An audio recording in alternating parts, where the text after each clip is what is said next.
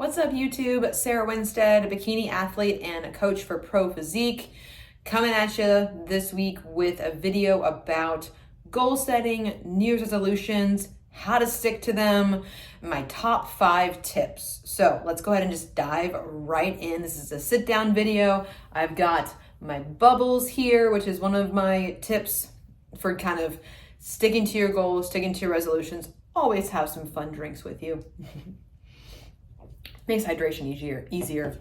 So I do have some notes here per usual, but my first overarching piece of advice for anyone that might be struggling to hit their kind of New Year's goals, New Year's resolutions. It is, mid-January right about now. And also about now, some people may be struggling a little bit.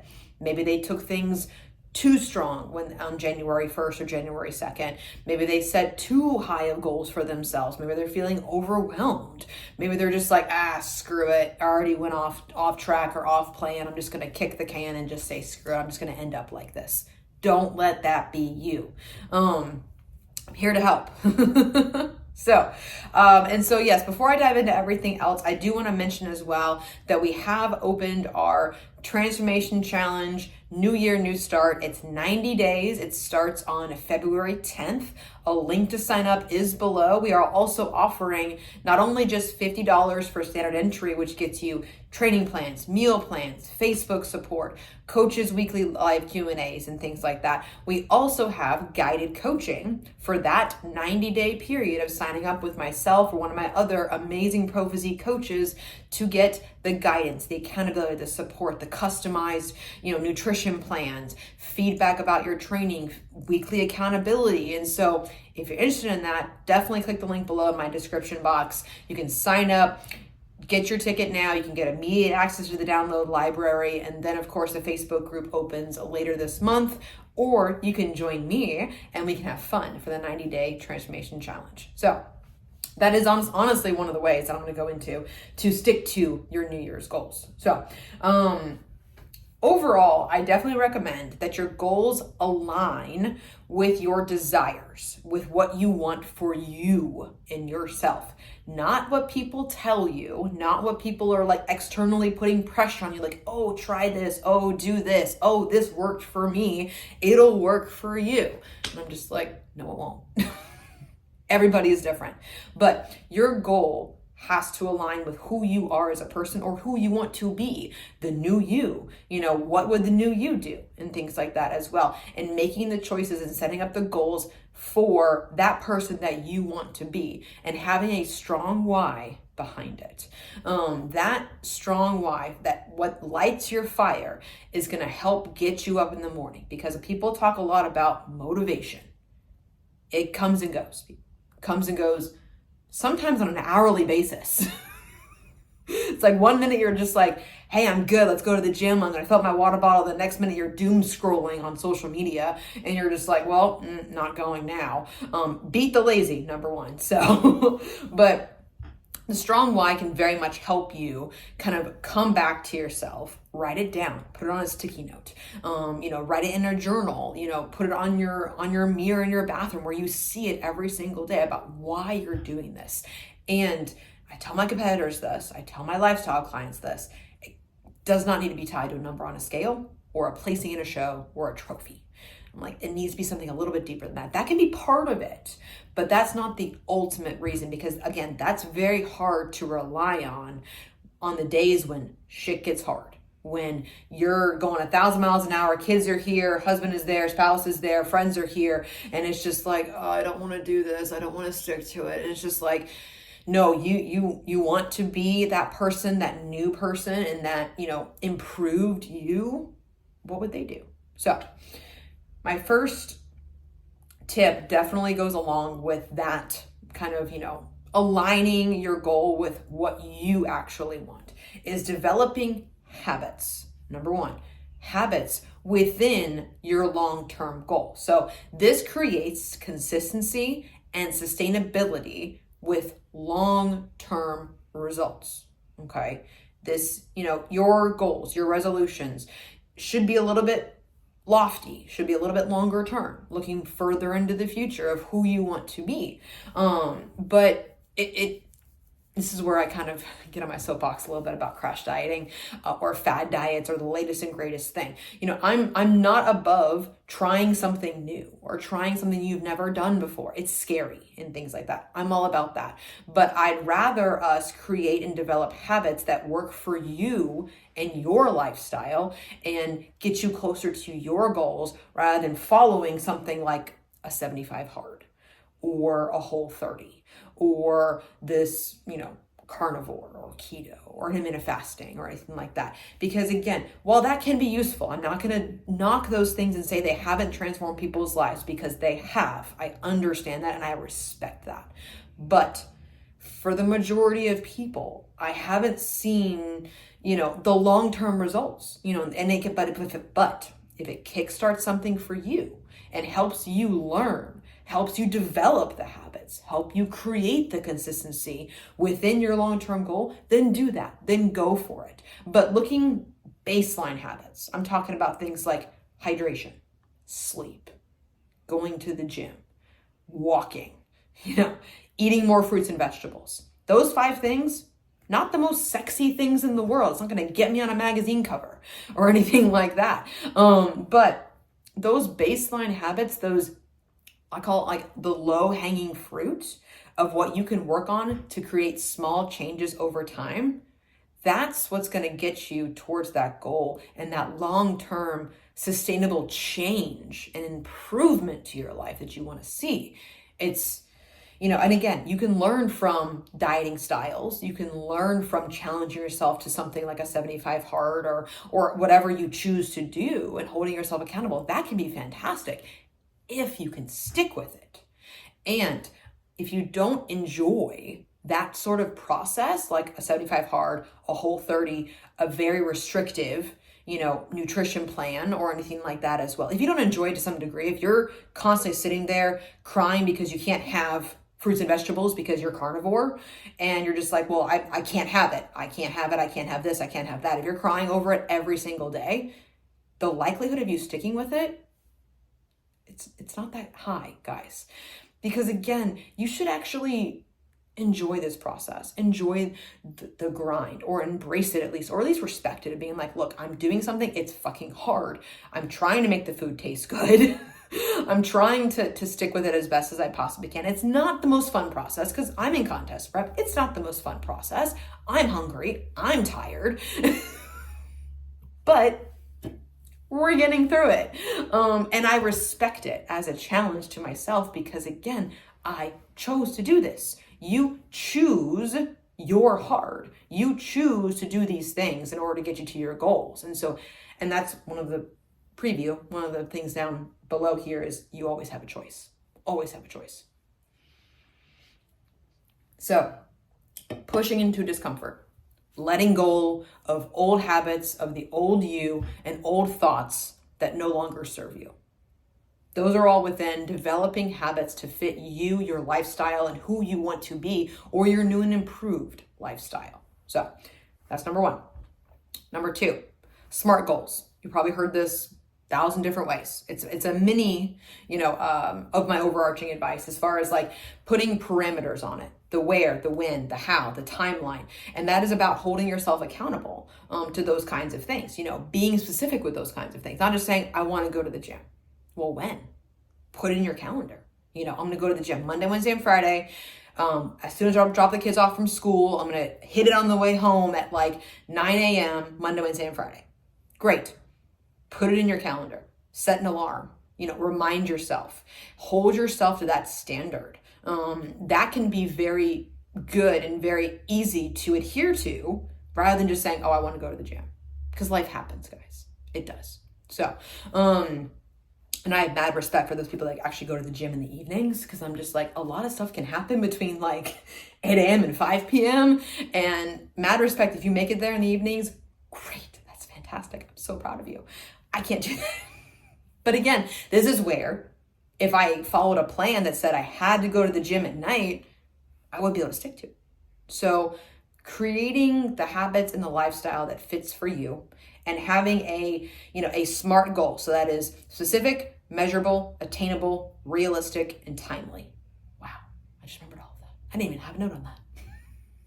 So those 5 things can be very helpful elements. Not every goal you have has to be that, but your overarching goal be like, hey, I want to be a healthier me in 2025. Okay, bullet point 1, how do we get there?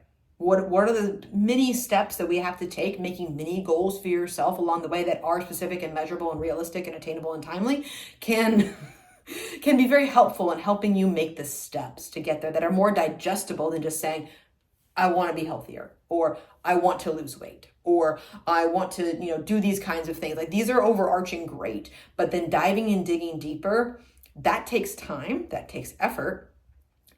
But it can be very much helpful in helping you refer back to things, helping you make the plan, and then execute the plan. Okay. Number 3, social support and buy-in from friends and family. I'm big on this as far as like communicating your goals with those around you. If you don't hire a coach, that's totally okay. Share your goals with your friends, with your family. This can create the buy-in. This can hold you a little bit accountable as well. Like mini check-ins with people that will call you out when they see you veering off in the direction of your old self or anything like that as well. That can be helpful, but it also can be a little bit scary too, because sometimes if we communicate our goals to others, the fear of the rejection, the fear of the anxiety, the fear of being like, well, what if they don't agree with it? My advice is always stay positive, okay? Putting your goals in a positive way. I would not recommend starting off your conversation with your spouse or with your significant other or your friends or your family with saying, well, I can't do this anymore. Like, starting from a negative place. No. Be like, hey, I'd like to work on getting healthier this year. And I'd love your support and being able to help me, when I want to accomplish these few goals and help me through that. And I would appreciate making it positive and things like that as well. And letting them know that if you are achieving your goals and working towards those kinds of goals too, that it probably will result in a happier, more vibrant you. And so that can be useful when we're communicating goals. Always stay positive. And if we do run into people that may not entirely buy in with our goals, that's okay. Everyone's entitled to their own opinions. I think a baseline level of respect is great, but we understand and respect other people's opinions and things like that as well. That's fine. But then also, I would not put the burden on them to have to make adjustments for you. I'll give you an example. And so I have gone to many a family event in contest prep, Thanksgiving and Christmas. Those were 2 that I recently did while in contest prep. I did not make a big deal out of it. I brought my food, no mess, no fuss. I did not make my mother-in-law make me a separate plate or a separate dish. I owned that because it was a choice.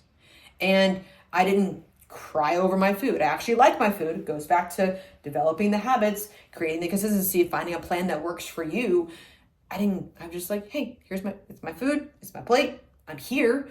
I'm still here. I'm still energetic, a little bit hungry, a little bit less, a little bit more tired, but I'm still here. I'm still trying to give myself to the family and to social situations, and giving as much effort as I can. But I'm not going to put it on them to be like, oh, well, you need to do this, or you need to plan around me, or no. I'm just like, I'm not going to do that because I'm going to problem solve. I'm going to be flexible. I'm going to stick to my plan, but there may be some times where I have to go off here or have to go off there based upon the situation that you're in. So either other things too that create a great social situation are things like group exercise classes, group Pilates classes, bar classes, boot camp classes. Those things can be very helpful if you are a little bit skittish, if you are a person that needs that group atmosphere, go for it. Do it. I think it's fantastic. And that can help you. Like, my husband does yoga in a group setting. Like, that helps him because he knows when the classes are, he can plan for it, he can go to it. And that goes back to the SMART goals. He can, X number of days per week. He knows it's on his calendar. He knows he's going. And also that can create a great positive support community of people that align with your goals as well. Like, we all have gone to the gym, seen gym people crushing it and being like, get on with your bad self. Great job. Positively welcoming people in the gym. Please continue to do that throughout the month of January and beyond. We want these people to stay. We want them to feel welcome. We want to be positive. So, we were all first timers once. Don't be a dick. Off my soapbox. All right. Another great way, as far as like, and this is where I'll plug the challenge again, because the Transformation Challenge has this awesome Facebook community. Like, thousands of people are in this group. So you can literally ask a question. You can literally just lurk and read people's responses. You can not post, you can post, you can interact with people. You can find people in your area and stuff like that as well. So having that support, that can help. Because I guarantee you, I've seen posts like this in past challenges where one person will say, hey, I'm not having the best day. Motivation is definitely lacking. Can you guys help me out? And like within 10 minutes, 15 people have posted, you got this, get up, go to the gym, get your stuff done, get your meal prep done, go to the grocery store, you got this, you can do this, and we're all behind you. And so it's a very supportive environment as far as the challenge goes. And again, I encourage you guys, anyone interested, just sign up. It's the best $50 you will ever spend. So, what am I on? 3.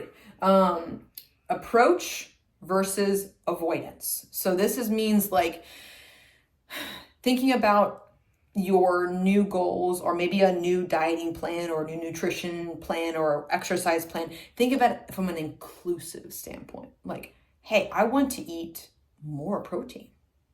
I want to eat more fruits and vegetables. I want to eat more whole grains or healthy fats or anything like that. Instead of coming at it from being like, I can't have this, I can't have this, I can't eat this, I can't do this, I can't go here, I can't go there. I'm like, that creates a really humdrum negative atmosphere that is just like, you just don't become a happy person to be around, And so I think that again, approaching it from being like, hey, I want to approach this from a positivity standpoint instead of avoiding things and creating that negative mindset about things and being like, well, I can't do this, so I'm just not going to do it. It just, there's things that you can, as far as like, saying, okay, I want to, minimize the amount of alcohol that I drink, because I know when I do that, I don't sleep well and I have a headache the next day, and it really just sets me back as far as like bloating is concerned. Like, I'm okay with people having those kinds of things. It doesn't have to be like, or I can say, hey, I want to drink more water, and a little bit less alcohol. That can be still an inclusive thought and a positive thought, rather than a restrictive and a negative thought that could lead down a darker path as far as like fear foods, good and bad foods. And, this is where I get on my soapbox about cheat meals and cheat days and things like that as well, that I don't support them. So I support untracked meals. Why? Because it's simply not tracked. You just don't put it in your tracker, but it has no emotional connotation to it. And so a lot of these things that people go through with New Year's is a lot about mindset. So, and about shifting those pathways in your brain over time. Again, it's not going to happen in 2 weeks. It's not going to probably happen in 2 months. It may happen in 2 years, guaranteed, honestly, if you stick with it. And, and also under this approach versus avoidance, I do want to talk about like progress versus perfection. Okay. I'm an OCD type A person. I'm a perfectionist. It's who I am. It's how I'm hardwired and things like that as well. I understand that. But it is about the progress. It is about the journey, because there are going to be times where we have to make that kind of decision to be flexible with ourselves. Like, I just had a client check in. He's a basketball coach. He had 3 games this week where he was just like, snow, ice, weather, like it came to a point where I just had to eat what the team was eating, and things like, there wasn't a gas station around for miles, and I had to eat pizza. And I'm just like, that's okay. That's okay. Why? Because we're flexible. But when things go off track, do we let things snowball? Do we let things get worse over time and continue to say, fuck it, I'm not doing this, and I'm off track, might as well just be off the rails, let's go eat, a whole row of Oreos and throw in some full strength Coke and a whole 12 pack of that kind of stuff. It's just like, what do you do when life be lifing? That is a challenge that I ask a lot of my clients, and that leads me into the last point. You always have a choice. You always do. It may not feel like it at the time, but nobody is holding a gun to your head and saying, you've got to drink this beer, or I want you to eat this cheeseburger and French fries every single day, or anything like that as well. Again, everything we do is a choice. I'm not saying that you can never eat a cheeseburger again, because that, again, restrictive mindset. I don't believe in good and bad foods. I don't believe in restriction, because there's going to be a situation where all the things that are around is a hamburger and you got to eat a hamburger. Like, oh well. Calories are calories. It's calories in, calories out. Law of thermodynamics. You can't get around it. But you always have a choice at the end of the day. Like, I'm choosing to go to be a contest prep. I chose to prep over the holidays. Some of my clients are choosing to go into dieting phases right now. Some of my clients are choosing to work with me for the Transformation Challenge. And that everything we do is a choice. Okay? We may not have the most exciting options. We may not have the most options. We may have the deck stacked against us some days. But we can always choose. We always have a choice. And the way I like seeing it is we have a choice. Is this decision going to take me closer to or further away from my goals, from what I want to accomplish, from my overarching goal? Is it taking me closer to or further away? Sometimes we have to make the choice that takes me a little bit further away, but it's temporary and I can course correct, because again, progress, not perfection. Because if we hold ourselves to that perfect standard, I guarantee you we are not robots. We are going to fail. And I don't want that for you. I want the progress. I want the journey for you, because that's how we learn. We learn from every single situation. We learn from every time we're social. We learn from every time we travel. We learn from every time someone puts a donut in our face and we say, no, thank you, I'm good. And we're like, great, wonderful. We navigated that. That's awesome. You can do it again. You build momentum up. You build that resiliency up. You build that trust in yourself. And then you keep on doing it. So, it's yeah. So, I'm getting tired. So, hang on, more bubbles, then I'll close this out. So I like to talk about progress and things like motivation and things like that in kind of a circular fashion with my clients. So in the beginning, we're motivated. It's January.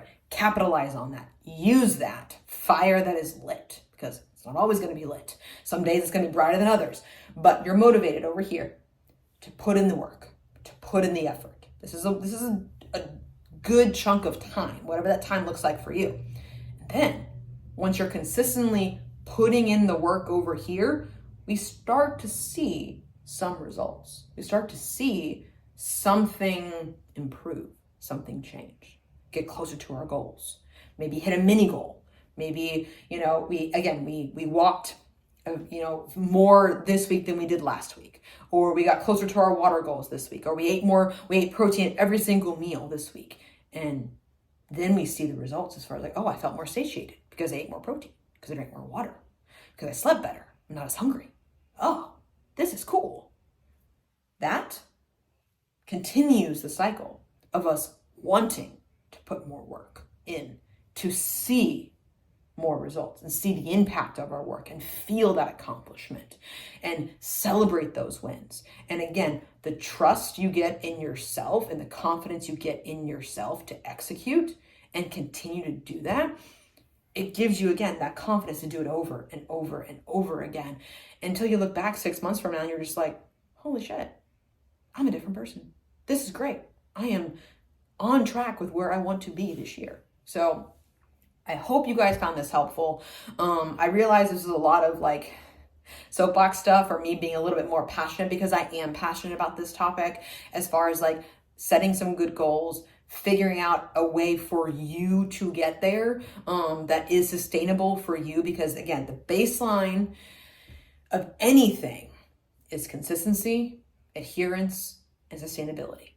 How well can we do those three things? Because if we can do those things pretty darn well, and not perfect, but pretty darn well for a decent amount of time, no matter what plan that you choose, no matter what kind of cycle that you might be on, you're going to see some results. And because we consistency, adherence, sustainability. Those are the three things that I like to get across to my clients when I am creating them a new plan or starting off with them and things like that as well. Because if we can't do those three things, we're not going to get to where we want to be. I don't care if you try every single dieting style from heaven on downward. So it's like, but you can do this. Take it one day at a time, 1 week at a time. If you can even do self check-ins with yourself. That's a great idea, actually. I just thought of that.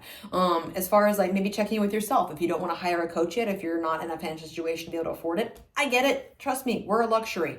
But if you want to check in with yourself every single week, keep a journal, keep a diary, keep a spreadsheet, check in with yourself. Be like, okay, how did the last week go?